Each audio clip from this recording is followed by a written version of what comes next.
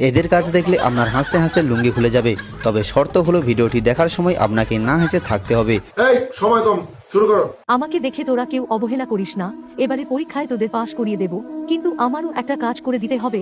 এই ভিডিওটিকে একটা লাইক করে চ্যানেলটি সাবস্ক্রাইব করতে হবে, আর এই ভিডিওটিকে 5 জন বন্ধুর কাছে শেয়ার করতে হবে। আর একটা কথা কমেন্টে সরস্বতী মা বলে লিখে দিবি। নাম্বার 3। দাদু, তোমাকে খুব মিস করছি।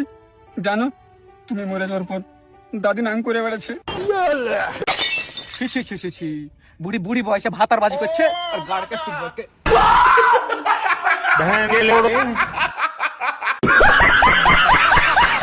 নাম্বার 2। আব্বা, কি হলো বে? একটা কথা ছিল। কি বলছিলাম কি, বিটি ছেলে থেকে আমাকে বেটা ছেলে বেশি ভালো লাগে।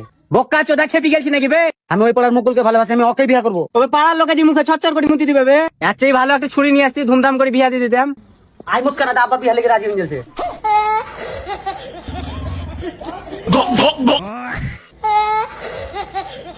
নাম্বার 1। मामा, क्या हुआ बाबू?